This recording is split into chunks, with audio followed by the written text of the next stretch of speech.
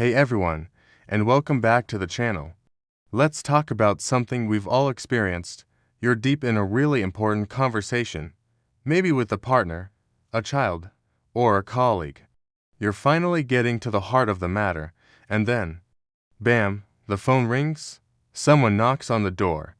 Another family member walks in asking where the remote is.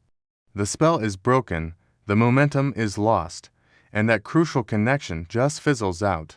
It's incredibly frustrating, right?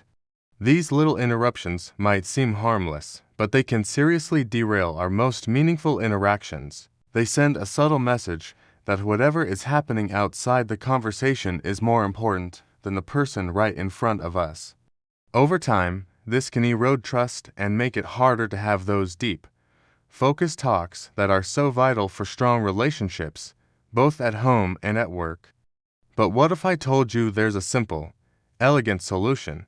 A way to protect those sacred conversational spaces without being rude or building a fortress around yourself.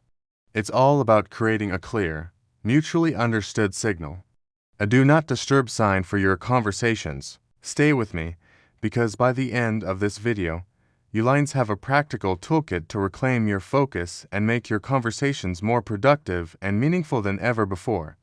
So, what is this conversational do not disturb signal? It's not about being antisocial or shutting people out. It's about being intentional. It's a pre-agreed upon cue that communicates to others. Hey, we're in a focused moment right now. Please give us a little space unless it's a true emergency. The beauty of this system is its simplicity and flexibility. It can be anything. It could be a physical object, a specific location, or even a simple phrase. Think about it. At work, a closed office door is a universally understood signal. But what about open-plan offices or our own homes, where those clear boundaries don't exist? That's where we need to get a little creative. The key is that everyone involved, both inside and outside the conversation, understands what the signal means and agrees to respect it. This isn't a demand, it's an agreement. It's a collaborative effort to prioritize connection. By setting up this system, you're not just preventing interruptions. You're actively showing the person you're with that they have your undivided attention. You're telling them, you are my priority right now. And that, my friends, is one of the most powerful messages you can send in any relationship. Let's get practical and talk about how to implement this at home. Family life is beautifully chaotic, and carving out quiet time can feel like mission impossible. This is where a physical, visible signal works wonders. For example, you could have a special talk time coaster. When you and your partner sit down for a serious chat at the kitchen table, you place the coaster between you. This is the visual cue for the kids that mom and dad are in a bubble and can't be disturbed from minor things like a snack request or a sibling squabble. Of course, you need to have a family meeting first to explain the new rule. Frame it positively. It's not about ignoring the kids. It's about mom and dad needing some focused time so we can be better parents for you. You also have to define what constitutes an emergency. The house is on fire, an emergency. I can't find my favorite toy is not. Another idea is a designated focus zone. Maybe it's a specific armchair or a corner of the living room. When two people are sitting there, it's a quiet zone. You could even use technology. A small, color-changing smart light that you turn red could be your signal. It's fun, visual, and easy for even young children to understand. Remember to model the behavior you want to see. If you see your kids having a focused chat, respect their space too. This teaches them the value of uninterrupted connection from a young age. Now, let's shift gears to the workplace. In today's world of open-plan offices and constant digital pings, focus is a superpower. Interruptions aren't just annoying, they're costly. Studies show it can take over 20 minutes to regain deep focus after just one interruption. That's a massive drain on productivity and innovation. So, how do we apply the do not disturb signal here? The classic is headphones. For many, headphones are the universal sign for I'm in the zone, but this isn't always foolproof. People might still tap you on the shoulder, To make it more effective, your team needs to establish this as a formal norm. During a team meeting, you can agree, if someone is wearing headphones, we communicate via Slack or email first, unless the issue is urgent and time-sensitive. This creates a clear protocol. Another great tool, especially for shared spaces, is a small desk sign or a desk tent. It can be a simple, reversible card that says available on one side and focus work in progress on the other. This is a non-verbal, non-confrontational way to manage expectations.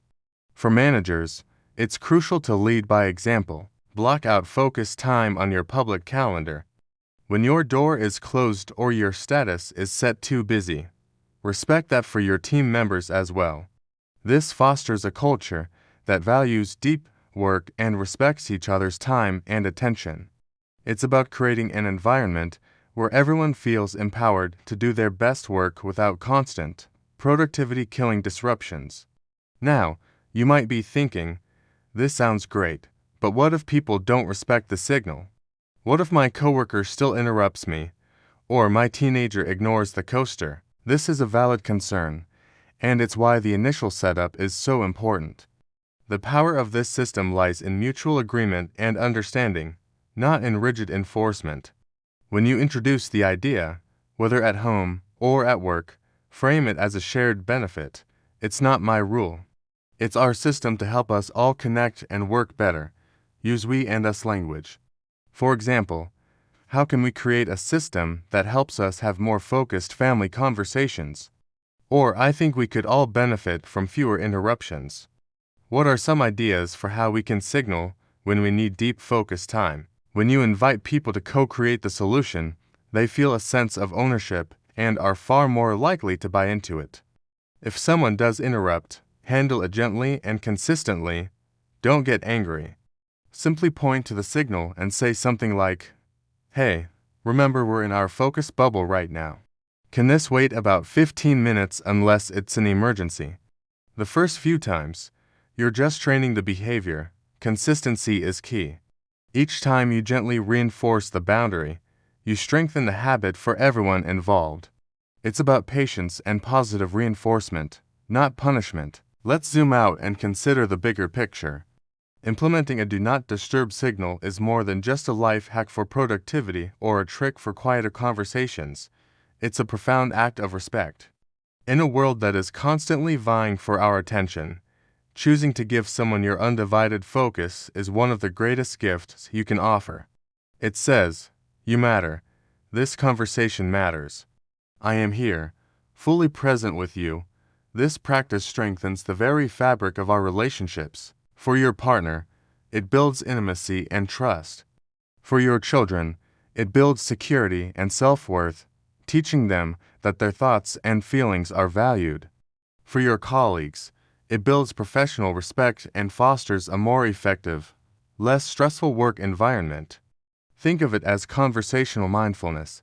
You are consciously choosing to be present and protecting that presence.